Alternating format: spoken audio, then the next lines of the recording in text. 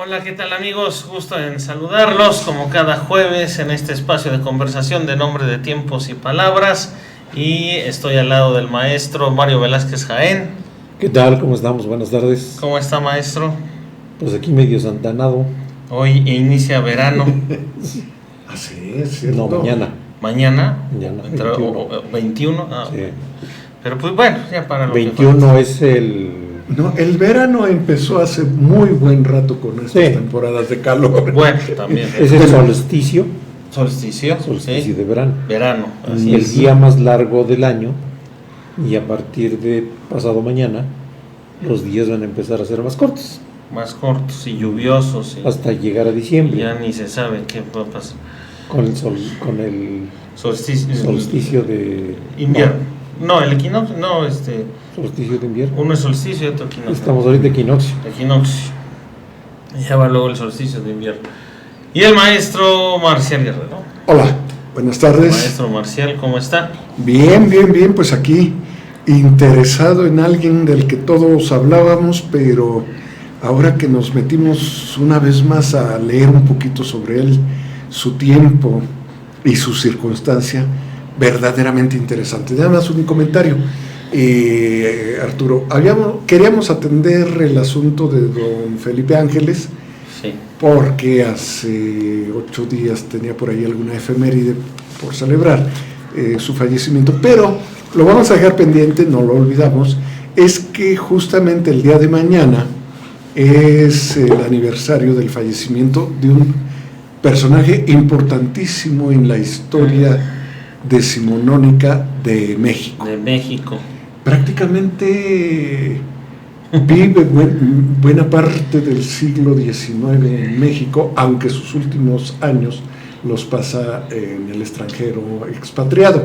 Así Don es. Antonio López de Santana, Dice Antonio de Padua, María Severino, López de Santa Ana y Pérez de Lebrón. de Lebrón, que nace un 21 de febrero de 1794 Sí. en Jalapa y muere en la Ciudad de México un 21 de junio de 1876. Y curiosamente, maestro, en el 76 inicia el porfiriato. Bueno, la primera presidencia de Porfirio. Ujú. Otro personaje que vean. Otro personaje también, Arturo, es que son personajes, yo les digo políticos. Otro héroe o villano. Otro héroe o villano. O las dos cosas. O las dos cosas, porque tienen también momentos exitosos en la historia de México, participan inclusive genuinamente convencidos de apoyar al país y lo hacen, pero después vienen otra serie de intereses que los mueven a caer en el polo opuesto. En fin, de eso vamos a platicar hoy un poco, de don Antonio López de De Santana. Santana. Que ha sido tildado de villano, pero villano, el villano favorito. El villano favorito del Pues sí. siglo XIX. Creo. Pero ¿por qué favorito? Héroe. Me parece bien. Favorito porque. Sí. Pues es que era un individuo. Sí, Un seductor. era un El seductor. Es- Le encantaban las fiestas, tenía un carácter fiestero, agradable. Le encantaba la acción en el campo de batalla. Sí. Arrastraba la popularidad y era incapaz de aguantar un rato en una oficina. El poder le gustaba, pero no la administración del poder. Claro. Sí. Y esa se le encargaba a otros. Nada más no se les olvide que yo soy el presidente. A Valentín Gómez Farís. Sí, soy el presidente o soy el dictador, como después lo orienta Lucas Alamán. Entonces sí, tenía arrastre con el pueblo, que en tiempos lo adoraba y en tiempos lo aborrecía. Tan lo aborreció que algún día renuncia y rompen su estatua, lo corren y todo aquello en la Ciudad Eso de fue México. en Ciudad Universitaria en 1900. Pero entonces, No. sí. Ese fue otro personaje. Ese fue otro personaje. Sí, Te hablamos perdón. de- Hay Sí. una leyenda por ahí interesante que cuando va por Veracruz, es una leyenda porque no hay documento que lo avale, que lo cachan, lo reconocen cuando va de huida lo detienen y lo desnudan, lo condimentan, lo maceran y lo meten en un caldero listo para hervirlo. Cuando llegue el sacerdote y lo salva. Qué buena anécdota, porque es una anécdota, pero que te dice todo. La buena fortuna del personaje, porque también... Aparte de la buena fortuna, ¿no? ¿Hasta dónde llegó? Dicen que en la política hay dos sentimientos básicos que permiten que el individuo sea reconocido o rechazado. ¿Sí? El sentido de aceptación y el sentido de asco. Cuando dices ese fulano me da asco, es cuando estás exactamente del otro lado. Entonces, él jugó mucho con esto, ¿no? Sí, a ratos tuvo una aceptación increíble, pero y a ratos fue un asco para mucha gente, ¿no? Un seductor. Entonces, Es un seductor. Sí. Toda historia actual con otro seductor actual es mera coincidencia. Pues yo diría, leyendo a Fouché, leyendo a él y leyendo a Maquiavelo y leyendo a Napoleón, pues tú dices, bueno, es que algo tienen en común. De hecho, Santana se siente, se cree y lo dice abiertamente porque le gusta que le den honores. Él se cree el Napoleón del Oeste. Dice, yo soy Napoleón Bonaparte de América, de México. Otra anécdota, dice, se peinaba como Napoleón. Cuando hay una pintura donde Napoleón cruza los Andes en su caballo, ¿no? ¿Napoleón? Napoleón Bonaparte, sí está. ¿Napoleón los Andes? En los Andes, no, en los Alpes Suiza, en los Alpes. Sí, los Andes está acá abajo. Sí, los Andes sería... Era paseador, pero no tanto. No, los Andes sería el americano de la gran espada. Bolívar. Bolívar. No, acá es Alpes. Bueno, Bolívar también fue un gran imitador. También. De Napoleón. Era la época. Y cuando cruza los Alpes, pues el viento le hace que los cabellos se vayan hacia enfrente, o al menos así lo pinta. Con el aire como en Pachuca ahorita. Y así se peinaba. Y así Santana. Se peinaba Santana, sin pensar que era el aire, sino que era el estilo de peinarse de Napoleón. Por eso en fotos, bueno, en pinturas pues están los cabellos hacia delante. Solía ser así Santana, lo hace así es. Aquí hay una fotografía de él en este libro de José Manuel Villalpando. De Villalpando. Aquí ahí justamente está. La portada trae ahí, esa pintura a la que aludes, Arturo. Y bueno, es que creo que también fue un hombre de su tiempo, porque ¿quién no era así después de consumada la independencia de México en el siglo XIX? Efectivamente, después de consumada la independencia, viene una lucha, y lo hemos dicho muchas veces en este programa cuando nos ocupamos de temas del siglo XIX, fue el siglo más convulso que vive nuestro país. Y yo creo que sí sigue viviendo, ¿no? Porque surge en ese momento, desde el surgimiento de la República, se da una gran polarización que fue el motivo de grandes luchas. La lucha por el conservadurismo y la lucha por el liberalismo, ¿no? Aún dentro del conservadurismo o el liberalismo, surgían en ambos grupos caudillos y más caudillos que dentro de esos grupos se peleaban el poder. Entonces, aunque se aprovecha la coyuntura, Álvarez, es que esas luchas generan coyunturas, ¿no? Sí. Y esas coyunturas generan proyectos. Y es el caso de Santana, que primero está con uno, luego le convence al otro y se olvida del primero, y luego busca un tercero, es decir, fue después de la consumación de la independencia, fueron años muy difíciles para este país, que se había quedado con una economía bastante maltratada, con una deuda muy amplia, que tenía que mantener un ejército donde había 5,000 soldados y 18,000 oficiales, y que había que mantenerlos precisamente para evitar que se levantaran e hicieran rebeliones por medio México.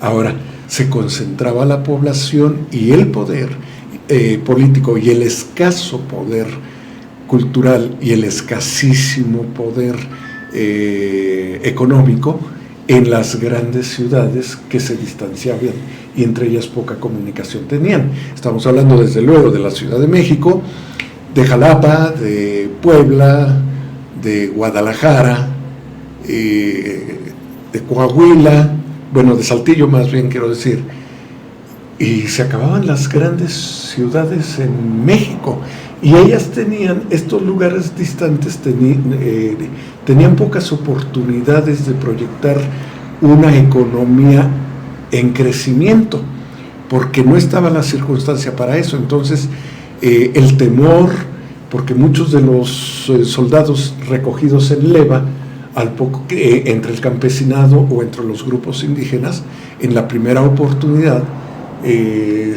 se escapaban del ejército y formaban grupos de bandidos y asaltacaminos.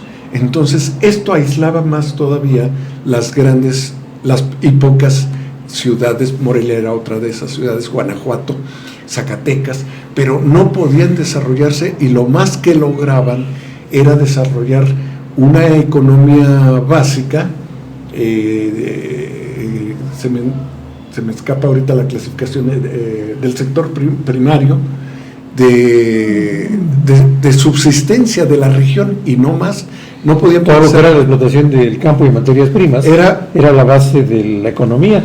Exacto. Y la otra gran fuente de economía para el país cuando estaba funcionando, pues eran las aduanas. Eran las aduanas, y en este momento pues no había...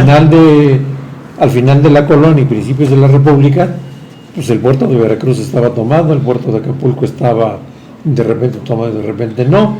Entonces inclusive eran los dos únicos era el puerto y no permitían la entrada. Y fue posesión española hasta después de la consumación. Y acuérdate que cuando llega esta gran maquinaria inglesa a México en el 24, pues no llega a puerto, sino que tiene que habilitar un puerto en el cual se pierde una gran cantidad de maquinaria, porque pues quedó hundida por ahí entre el fango y todo aquello, ¿no? Sí. Creo que tardan un año en llegar aquí. Ahora, aquí la pregunta es ¿por qué capitales ingleses? Abordas ahí, y quiero comentarlo para que lo desarrolles, Mario. La economía era la de subsistencia, el sector primario, agricultura y ganadería, para subsistencia en la región, y se acabó. ¿Y qué había desaparecido? La escasísima industria, y dentro de esta la industria extractiva de las minas. Y justamente en el caso nuestro, las minas del Conde de Regla venían a pique. Pues toda la industria estaba a pique. Y entonces es cuando las vende el último heredero del Conde de Regla a la Compañía de los Caballeros Aventureros de Inglaterra, que se forma la compañía que llegan 3 años después de consumada la independencia. En 1824 compran lo que para ellos era una aparente ganga de la compañía de Romero de Terreros, y empieza la aventura. Y ahora sí, cuéntanos, en este caso local. Bueno, es que llega, también está la industria textilera, también viene gran cantidad de maquinaria, la cuestión de los textiles, de los hilados, algodones, eniqueneras, cañeras, extracciones de la caña, del jugo de caña, pero ya no por métodos manuales, sino por maquinaria movida por vapor. Entonces llega, en el caso particular de Pachuca, pues llega maquinaria que viene directamente de Europa, cuando se estaba generando en Europa toda la cuestión de la gran revolución industrial, que no era otra cosa más que el uso del vapor para el gran movimiento de maquinarias con diversos fines, ¿no? Tanto mover tornos como mover bombas, como sistemas de extracción, que era un sistema de extracción terriblemente ineficiente, pero que era una gran alternativa contra los sistemas de tornos movidos por animales, que llegó a tener en los buenos años de la minería con el Conde de Regla hasta 2.500 bestias de carga para mover los diferentes molinos para extraer agua, y obviamente cada vez estaban más abajo, cada vez necesitaban más niveles para seguir sacando agua, y esto no era suficiente. Fue una de las razones por las cuales ya no fue posible la explotación, viene el movimiento de independencia, la escasez de mano de obra, viene después, bueno, con el movimiento del... pero también hay otro factor, muere algo así como 6 millones y tantos de gente, sobre todo hombres en edad productiva. Y otra cosa, ¿no? Que se elimina la esclavitud. Al eliminar la esclavitud, entonces ya no hay una fuente de mano de obra barata que permitía eso. Entonces toda la gente de color que habían sido reclutados para trabajar en las minas, pues de repente se sienten libres y lo que menos querían era trabajar en minas. Entonces viene todo eso, se involucran dentro del movimiento de independencia como un anhelo para continuar este gran movimiento y mantener pues la libertad y generar su propio sentido de libertad. Entonces toda esa negritud se expande y se forman diferentes pues un clima de libertad entre libertad y libertinaje, ¿no?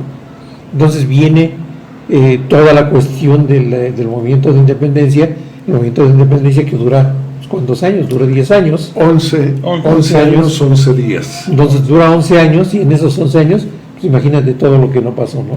Bueno. Primero es la salida de los españoles que son expulsados y muchos se van por su voluntad. Y se llevan el capital. Se llevan el capital y también inicia la primera deuda con Iturbide. Sí. Iturbide llega y dice, bueno, ya estoy aquí, pues no tengo dinero ni para mantener mis lujos. Mis lujos, deja de eso. El ejército lo tenía que pagar, ya le debía dinero al ejército. Entonces, pues propicia uno de los primeros endeudamientos. Y quien propicia, quien actúa como traductor en este proceso, pues no es nada menos que Juan Nepomuceno Almonte. Ahora, en este contexto histórico es donde surge el personaje que hoy queremos comentar. Nace en 1795, así que para 1810 tenía 15 años. Ya era un joven que podía actuar como cadete en una familia de origen español. Pero en la formación española. Exactamente, la formación española. Pero además, él es el moreno de los hermanos, así que fue como también segregado, se cuenta, en su propia familia, y empieza a generar una personalidad más propia, más independiente, quizá más inconforme, quizá. Y al poco tiempo, cuando empieza la lucha de independencia, él tiene 15 años, y en el desarrollo de esta guerra, él acaba incorporado al ejército realista, combate contra los independentistas, y ya casi al final de esto se incorpora al plan de... Trigarante, ¿no? El ejército trigarante y el plan de las 3 garantías. De las 3 garantías. Apoyando a Iturbide. Exactamente. Pero más que apoyando a Iturbide, apoyando sus intereses personales. Porque sabe que tiene interés. Sabe que pues es que imagínate, si había un déficit de líderes, la salida de los españoles propicia ¿qué? Pues un gran déficit de líderes. Sí. O sea, de repente no hay gente que pueda luchar, que pueda entender, que pueda participar en este movimiento. Ahí está la Cámara de Legisladores, está todo este proceso, pero son gente de gabinete, son gente de letras, son gente que puso las ideas, pero mantener y llevar a cabo esas ideas y transformar un Estado o construir un Estado. Por eso él se le llama en muchos momentos como el gran fundador de la República. ¿Por qué el fundador de la República? Porque él propicia precisamente que la República tenga una forma de trabajo y una forma de desarrollarse a partir de primero con la cuestión de los impuestos. Y le pasa lo mismo que le pasa a Iturbide, no llega el momento en que gobierna más por decretos que con las leyes. Se hace las leyes a su capricho. Eso. Y hace las leyes a su modo, para poder estar dentro del margen de la ley. Sí, pues recordemos que cuando se manda a hacer estatuas, se manda a hacer plazas, cuando le falta dinero, ya en sus años de dictadura, quiere imponer los decretos a las puertas y ventanas de las casas, ¿no? Entre otras cosas. Entre otras cosas disparatadas. Es muy importante destacar lo voy a decir y algunos amigos que nos ven quizá digan, ¿cómo es posible? Pero es cierto, si le dan una ojeada a los libros, a las biografías que hablan sobre Santa Anna, efectivamente, como bien menciona el maestro Mario, el padre de la República será Santa Anna, porque Santa Anna, justamente para conspirar contra Iturbide y hacer a un lado el imperio, él se hará republicano, apoyado por Poinsett. No hay que olvidar a Poinsett como norteamericano, ¿no? Un ministro, el embajador importantísimo, el embajador americano en México, que llega con la clarísima intención de ingerir en la política interior y ver qué le podía sacar al país, desestabilizarlo para sacarle provecho. Y Poinsett ahí seduce a Santa Anna con las ideas, y Santa Anna, que ve que no puede sacar conveniencia propia con Iturbide, porque él esperaba que Iturbide lo nombrara caballero del Orden de Guadalupe, o que le diera privilegios, y no le da absolutamente nada, lo manda a Veracruz. Pues Santa Anna dice: me las vas a pagar. Y entonces, cuando se vuelve republicano, seguramente Santa Anna no tenía ni la menor idea de que es una república. Bueno, cuando le convenía era republicano, y cuando le convenía era monarca, cuando le convenía era claro. Pero hay un momento en que es gobernante, y hay una anécdota interesantísima. Dice: cerca del mediodía del 6 de diciembre del 44, las tropas acuarteladas en la Ciudadela se pronunciaron en contra de él, y a las 2 p.m. Joaquín García Herrera, al frente de algunos diputados, le escribió, canalizó para exigirle que restableciera en orden constitucional. Canalizó en respuesta y que ofreció renunciar si le perdonaban la vida. A las 3 de la tarde había terminado la revolución de 3 horas sin que hubiera un disparo alguno. Sin embargo, los diputados se dirigieron al Congreso, y para las 4:30, cuando reabrieron el edificio, se habían esparcido por toda la capital la noticia de que Santa Anna se iba de salida. La población salió a las calles, y en las siguientes horas, dando rienda suelta a su odio acumulado hacia el caudillo, tiró abajo su estatua de bronce en la Plaza del Volador, que estaba enfrente del palacio. Se destruyeron y pintarrajearon otras estatuas y retratos. Una multitud irrumpió en el cementerio de Santa Paula, desenterró la pierna de Santa Anna para arrastrarla por las calles, mientras la gente gritaba: muere el cojo, vive el Congreso. Esto nos dice mucho. ¿Por qué? Muere el cojo, vive el Congreso.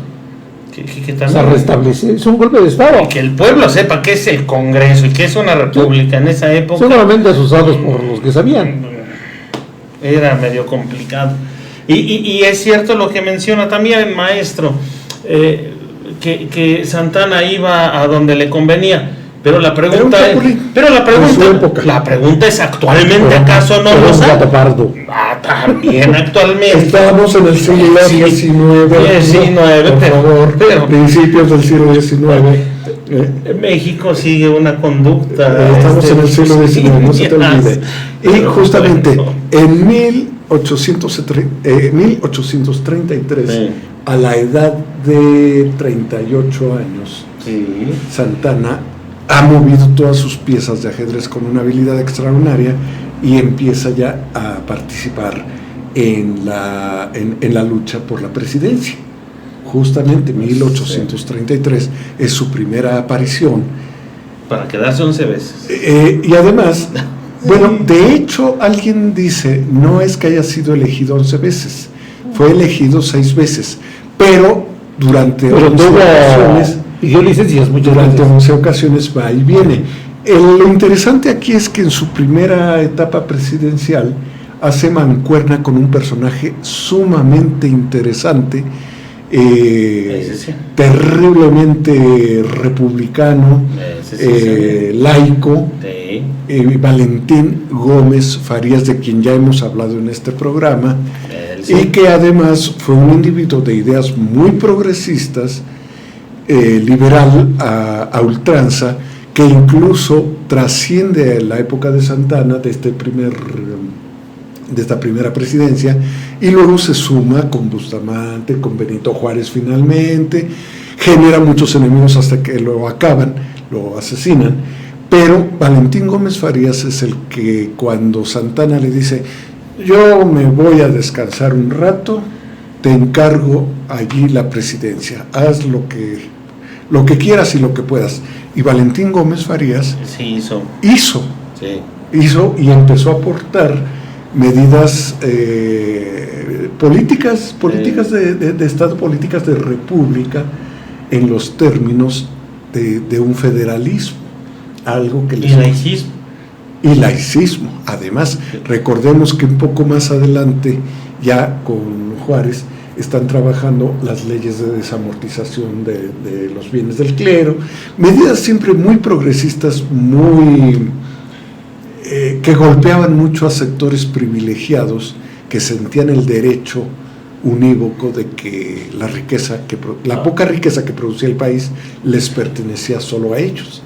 Y vienen los conflictos con grupos indígenas, con la provincia, y viene algo que es muy delicado y fue muy peligroso, con malas consecuencias para el país: el olvido y la distancia con los territorios del norte del país, que por esta, entre otras razones, acaban por perderse. Primero viene la sublevación de Texas. Exactamente. La sublevación de Texas, y él va precisamente en 36. Él va precisamente a decir, bueno, eso se tiene que acabar, ¿no? Uh-huh. Y al decir se tiene que acabar, viene la famosa lucha del Álamo. Antes de Texas, en el 35, empezaba la situación entre federalistas y centralistas. Era la papa caliente. Ese término es importantísimo. Sí. ¿Por qué? Porque el federalismo, ¿qué implicaba? El federalismo implicaba un pacto de gobierno entre un gobierno central y la autonomía de los propios estados con sus propias constituciones. Sí. El centralismo no. Y les daba miedo. Entonces, el federalismo, había una gran oposición, porque inclusive dentro de la Cámara de Diputados, que la Cámara de Diputados era en el Templo de San Pablo, entonces ahí se realizaron todas estas grandes discusiones, y dentro de ellos, por ejemplo, pues está Fray Servando Teresa de Mier, que dice: momento, el federalismo no cabe en México. No cabe en México, porque entonces, para que exista un Estado federado, tiene que haber educación, territorio común, lengua común y otras características que México no cumple. Y él redacta una carta muy, muy severa, a donde dice: es la maldición de un país que sigue el federalismo, que algún día hablaremos de esa carta, ¿no? Y él propicia que sea un centralismo, porque dice, es que el centralismo es la única forma, sin caer en una monarquía o hacer una monarquía constitucional, que permita un gobierno desde el centro. Entonces vienen varias situaciones, ¿no? En Yucatán, por ejemplo, dice: bueno, si tú eres centralista, yo me voy. Y otros también dicen: no, yo también me voy. No, incluso ocurre con los países centroamericanos que en un inicio estaban incorporados a México. Ellos dicen: no, México era mucho más de lo que es hoy. No solo pierde el norte, también pierde Centroamérica. Que no se ha hablado mucho sobre eso. No, pero Guatemala, Honduras, Belice no, seguía siendo Salvador, eran parte de ese. Belice era una colonia inglesa. Y Costa Rica. Y Costa Rica eran parte de esa naciente República Mexicana. Sí. Entonces, no solo se pierden Texas porque pelean su autonomía con toda la baña de Estados Unidos. Pero antes, maestro, del 36, del 35, porque en el 35, allá en Zacatecas busca independizarse. Zacatecas. Y ahí, cuando Santana llega a someter, a poner en regla a los zacatecanos, empieza también una leyenda. Parece que sí tiene cierto fundamento de cómo surge el estado de Aguascalientes. Se va a fragmentar porque la esposa del que era gobernador en Zacatecas le hace una cena, una comida o cena, bueno, a Santana. Santana se dice que llega ahí al lugar, se presentan, tocan a la puerta, sale el esposo, y ya cuando está Luisa Villa, está sola con Santana, le dice: haríamos cualquier cosa porque el estado de Aguascalientes se independice de Zacatecas, porque los zacatecanos nos han sometido, nos han tratado mal, las escuelas son para ellos, a nosotros mal, muy mal. Y Santana ahí queda de la proyección de cómo es Santana, porque también es un jugador y también es un enamorado. Bueno, sí. Es un enamorado Santana. Pero a todos los hijos los registró. Siempre. A todos. Sí, y a las esposas también se casó con todos. El hecho de ser enamorado no quiere decir que no sea buen padre. Dice que cuando llega, no, claro, cuando llega el esposo, no sin antes él aprovechar y darle un beso a Luisa, llega el esposo y le dice: esposo, el general se ha comprometido a que Aguascalientes nazca y ya somos libres. Por eso Aguascalientes tiene unos labios que representan el beso que se dieron y cómo surge Aguascalientes y se fragmenta de Zacatecas, cosa que no va a suceder con Texas. Ahí en Texas es totalmente un fracaso para Santana. Era la distancia y estaba despoblada de habitantes mexicanos.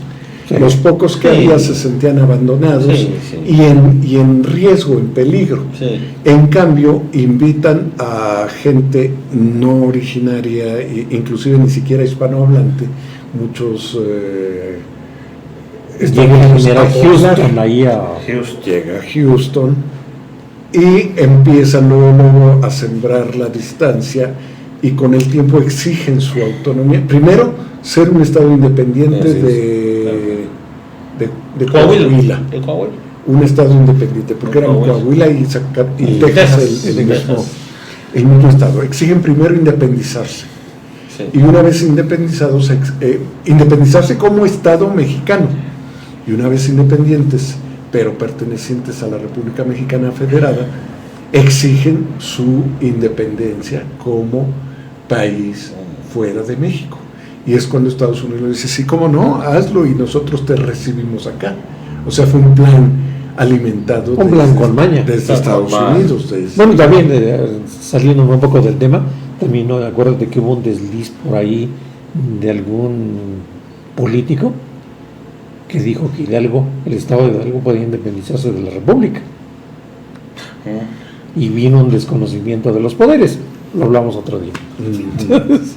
No, y además acuérdate también, Villagrán, en los tiempos de la independencia, también quería hablar del reino de las Huastecas. O sea, estos sueños de autonomía, independencia, de caudillismo, ¿no? Son consecuencias de los caudillos. Es que ¿cuál era la moda? Bueno, la moda en ese contexto social. Todos querían ser Napoleón. Y todos creían... Napoleón fue el maestro de muchas cosas. Mira, yo creo que lo que a Santana le aprende a Napoleón es que Napoleón, una vez que es detenido y llevado a la isla de Elba, él mueve cielo, mar y tierra, se escapa de la isla de Elba y regresa por sus reales a Francia y construye otra vez su ejército. Y lo más interesante es que los que lo quieren detener se unen a él, lo seduce y se unen a él, a tal grado que regresa y lucha la batalla de Waterloo. Y después de la batalla de Waterloo la pierde y es cuando ya lo mandan más lejos, a la isla de Santa Elena, ¿no? Sí. Allí, y en la isla de Santa Elena, casi a la mitad del Atlántico. Y en la isla de Santa Elena no se queda cruzado y a llevar sus batallas, ni sus guerras, sino que escribe sus memorias y en eso deja la gran semilla del gran proyecto que tenía, que ya lo venía trabajando desde antes, del libro de a donde dice, bueno, la última aventura de Napoleón en América Latina. Emilio, algo así. Entonces, él es un gran maestro de todo este juego político, de decir, bueno, estoy tirado pero no muerto. Y si estoy tirado también voltearé hacia arriba y diré, ¿qué más puedo sacar de esto? Sí. Pues justamente la pérdida de Texas ocurre en 36, en este primer periodo presidencial de Santana, que además, lejos de pensar en un ejército armado y de decir, bueno, va mi secretario de defensa o mi general principal, no, yo lo arreglo. Era un hombre más de acción que de reflexión. Lo curioso es que lo seguían. Sí, lo seguían. Ahí me acuerdo. Y justamente en el Álamo resulta triunfador e inclusive exagera la represión y después se la cobran en la siguiente batalla, hasta que lo agarran y lo llevan preso a Washington, en San Jacinto, y lo llevan para que firme la independencia de Texas. Pero ahí viene el primer mito. ¿Santana vendió Texas? No la vendió. Lucha por ella, pero la perdió. No la vende. Sí, la perdió por dormirse. Y por dormirse. Y la otra también, Texas, ya más allá del... Es que en ese momento después lo hubieran tenido. Ya había un proyecto político de Estados Unidos, claro, de las colonias. Lo que no siempre pensamos que la culpa absoluta es de Santana. Sí, tuvo mucha culpa en estas locuras de gobierno, pero también el expansionismo de Estados Unidos. Recordemos la doctrina Monroe de América para los americanos, es decir, para los americanos nosotros. ¿Del norte? Del norte, no los americanos latinos. No los americanos de América Latina, ¿sí? Y luego pensemos en enviar, por ejemplo, a Poinsett como embajador a México. No era gratuito, era un individuo maquiavélico, absolutamente sagaz, que venía a socavar, porque hay muchos. Pero venía a socavar la política, fluctuante política mexicana. No quiero justificar a los norteamericanos porque pues solitos no se ayudan ellos mismos, pero querían comprarlo. Yo creo que no querían comprarlo, querían apropiarse, porque nunca pensaron en un pago justo. Recordemos que sí, en su afán expansionista buscaron apropiarse, como ocurre con la otra parte, los otros estados, pero acordémonos, también lo hacen con Alaska, que se la compran a Rusia. O sea, su afán expansionista en el siglo XIX. La Luisiana, ¿no? A Francia. La Luisiana, que es todo un tema, ¿no? Sí. Pero, entonces, te la compramos, pero el sentimiento de México no se vende, es nuestro. Es nuestro. Oye, pero no le sacas provecho, pues déjalo ahí, es nuestro. También, hablando de otro tema también, bueno, ¿qué tuvo que ver Santana con la cuestión de la guerra de los pasteles? Sí. Pues todo. Después sí. Sí, porque los soldados de Santana llegan a una pastelería, comen pasteles y hacen destrozos, que propician precisamente, y era de un francés, que propicia precisamente el enfrentamiento con los franceses, ¿no? Despuésito de Texas, de unos pasteles de 38 de 3 pesos los cobraban a 30,000 pesos. Sí, algo así. Aún México. Y es en ese conflicto donde pierde la pierna, ¿no? Ahí pierde la pierna. Sí, porque es una batalla. Es una batalla acá en Veracruz. Justamente cuando vienen los franceses a reclamar, a proteger a su ciudadano pastelero. Sí.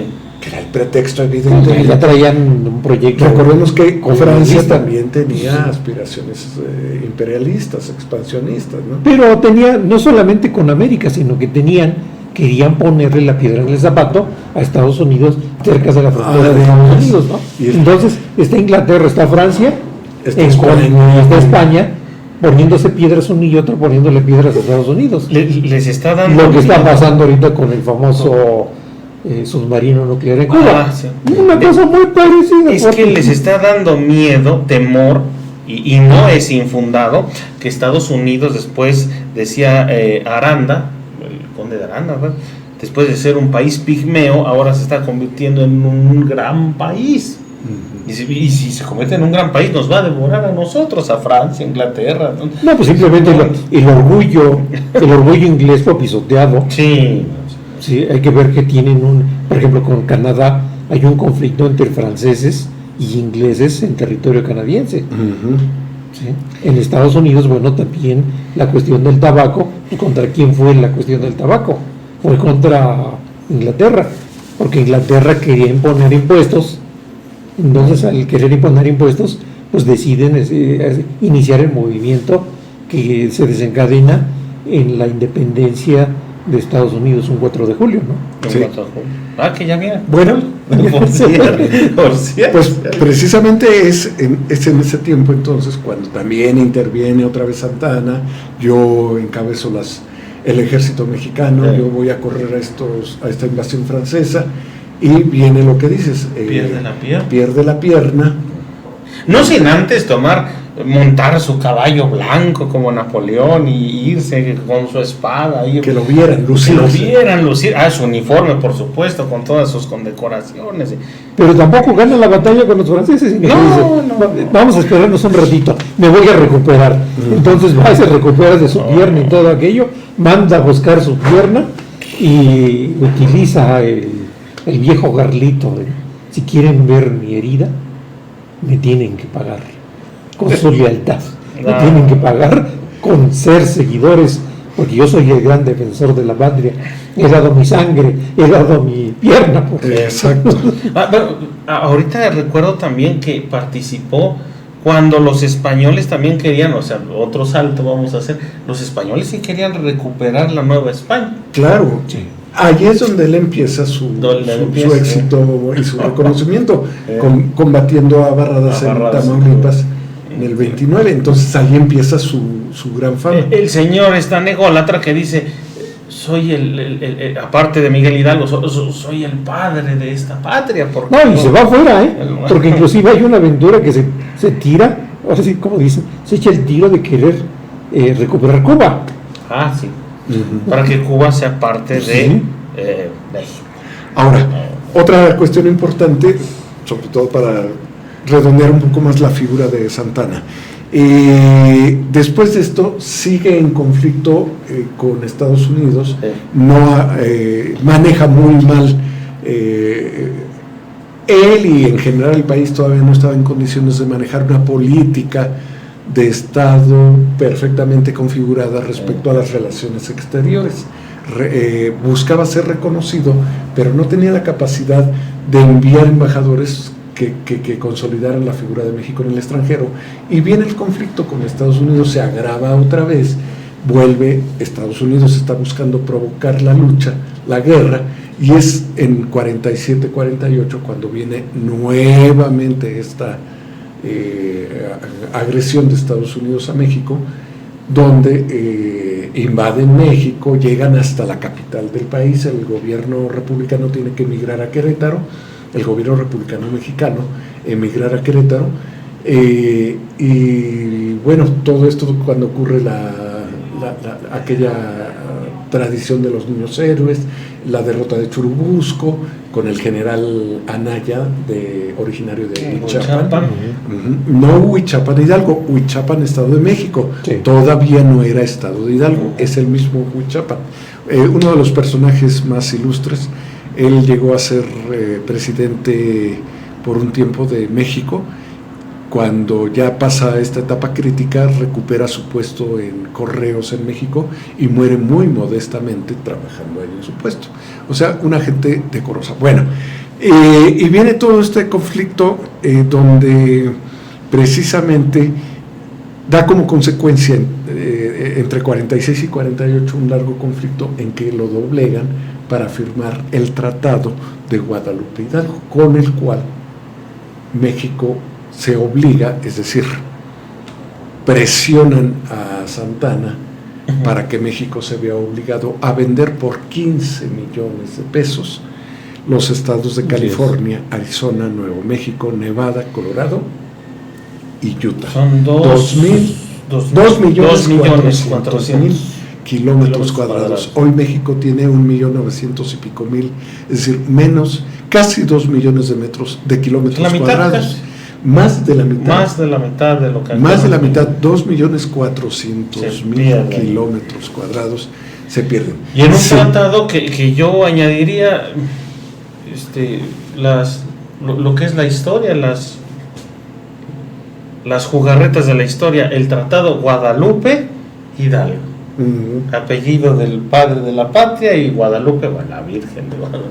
Qué hilarante, ¿no? Que por cierto, sus restos de él, ¿a dónde están? Sarcasmos de la historia. Los restos de Santa Anna están allá en el Panteón del Tepeyac, justamente al lado de cada 12 de diciembre. Usted puede ir a ver a la Virgencita, la Virgen de Guadalupe, y a un ladito hay unas escaleras, sube al Panteón del Tepeyac. Y ahí está Santa Anna.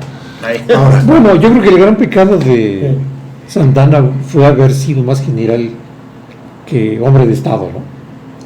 Y es por lo que lo juzgan, por no ser hombre de Estado, Pues ya no ser hombre de Estado, las leyes las quería modificar como bien quería, pero no tenía... que llegaba. Cuando llega una vez, creo que a Querétaro, pues de repente desconoce el gobierno de ocurrencias, ¿sí? No tenía conocimiento del derecho, de los principios que rigen el derecho, porque ni de Estado ni de gobierno, había constitucionalistas muy brillantes en México, pero no eran tomados en cuenta.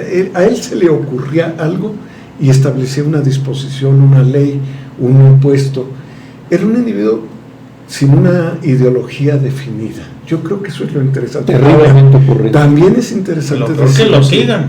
También es interesante decir que si bien él tiene que ver mucho en la decisión de firmar, porque si no lo mataban, y firmar la venta por 15 millones de pesos de todos estos territorios, también es importante decir que el país, la República Mexicana, en ese centralismo estaba en la incapacidad terrible económica, no había desarrollado su economía, no tenía ingresos, tenía deudas y no tenía recursos para mandar colonizar su propio territorio. Bueno, no tenía ni gente.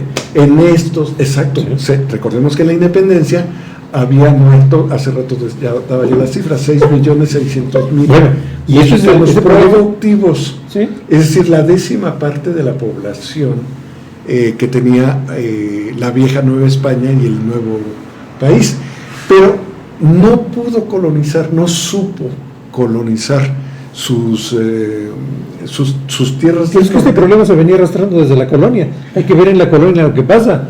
En la colonia era tal la cantidad de grupos de indios, de nativos de Estados Unidos, que pasaban a apaches.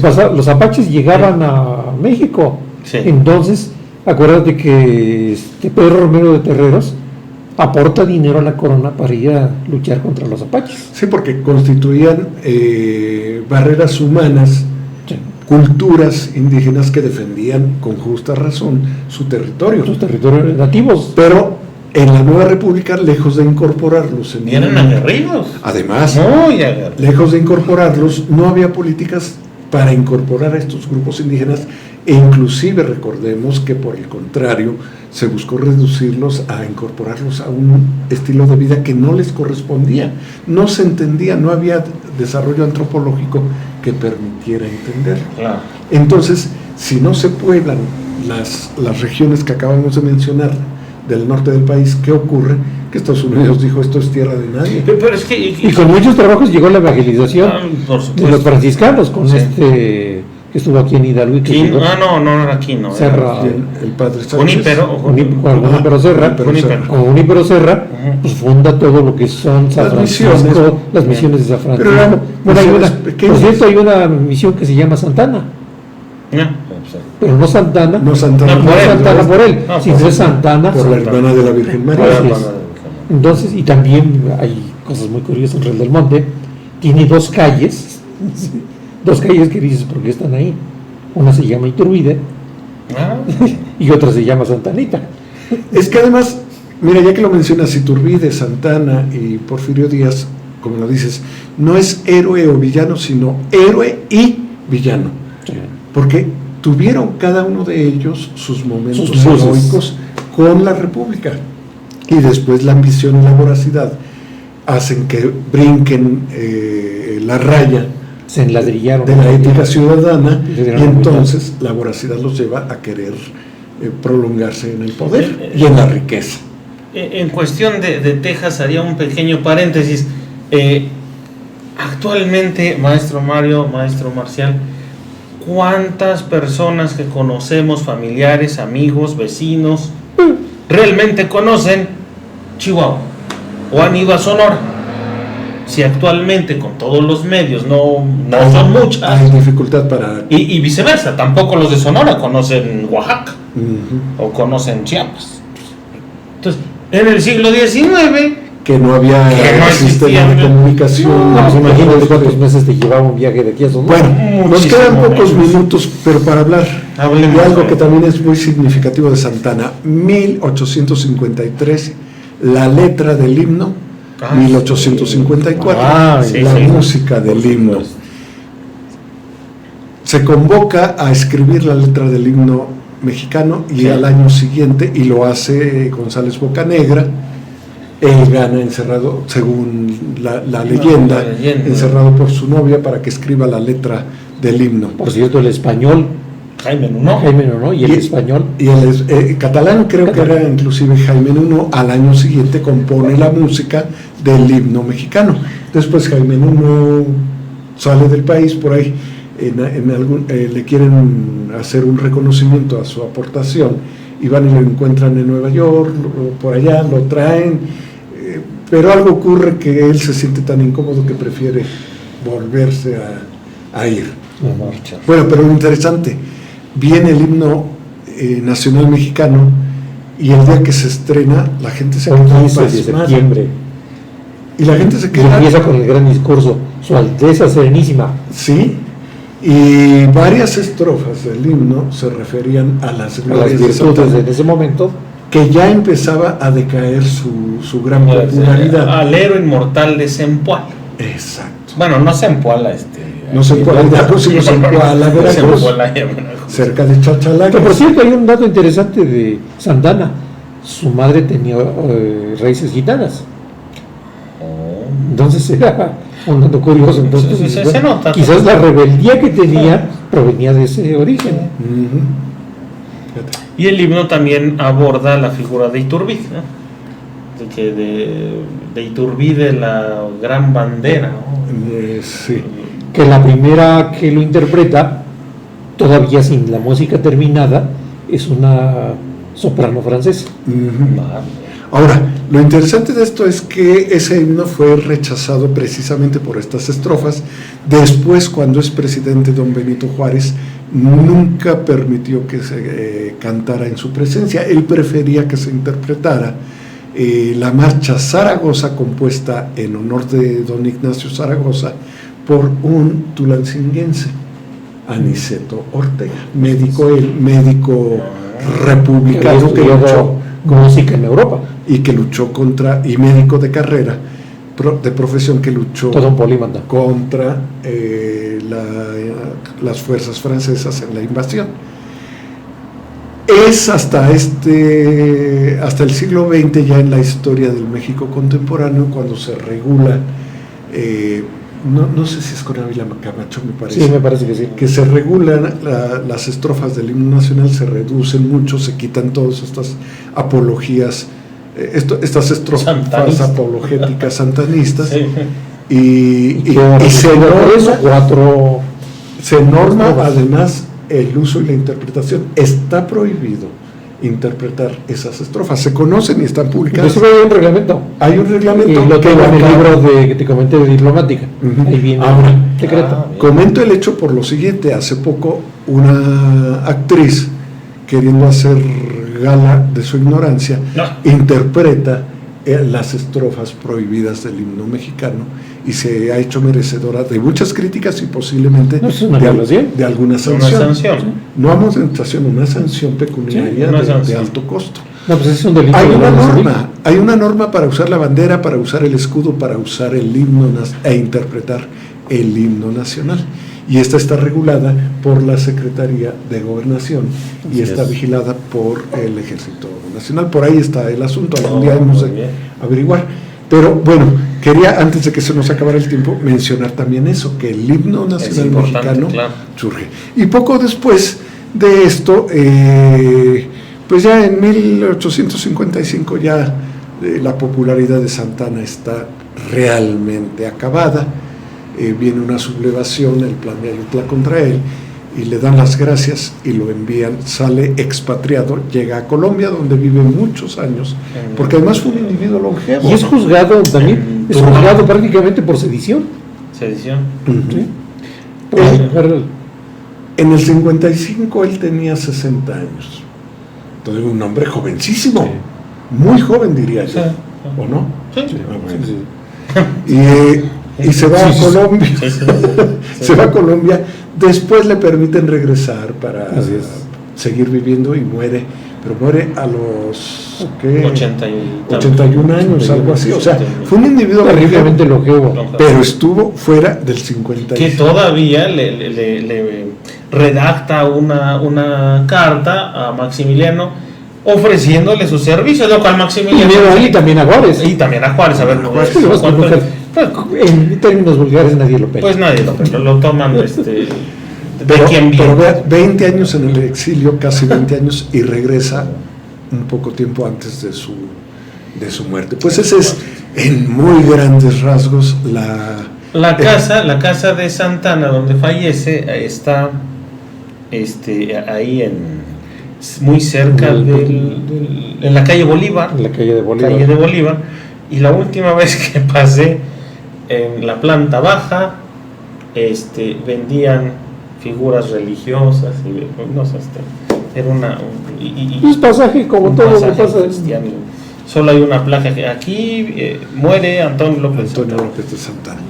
Pues un individuo polémico, destruido, poliédrico, como digo yo, con estas personalidades de muchos vértices, controvertido, sin una pierna, también sin dedos, y con salidas sin una ideología definida, con mucha voracidad y ambición, pero con poco pragmatismo para llevar a buen término su ejercicio en la política nacional de este país que estaba configurándose en el siglo XIX. Son años muy importantes en que él ayuda y estropea el camino de la nueva República Mexicana. Así es. Qué feo, ¿no? Qué horror, sí. Pero bueno, ni hablar. Pues... se quedan muchas cosas en el tintero. Sí, como siempre sus libros son extensos. Y lo de siempre, recomendaciones, la nueva historia de México, del Colegio de México, espléndida, ¿no? Colmex, sí. Del Colmex, sí. Colmex. Además son libros que no cuestan mucho, ¿no? Y los libros que traen ustedes, el de Will Fowler, de Santana, la biografía que rompe el mito, héroe o villano. Will Fowler también es bastante bueno.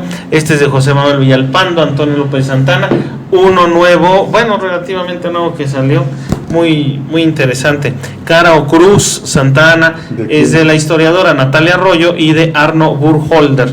Burkholder, por cierto, me dio clases y me callaba muchas veces, pero ya, bueno. Y aquel otro que está historiador. Y acá de Krause, siglo de caudillos. Hablando de 1800, el siglo XIX. Siglo XIX, sí. El siglo convulso. Recuerde, lea un poco de historia, entérese. ¿Cuántos años de colonia tuvimos y cuántos años de independencia llevamos? Faltan 100 más para llegar a un equilibrio entre la colonia temporal. Entonces, no los vamos a vivir, maestro. ¿Ah, tú no?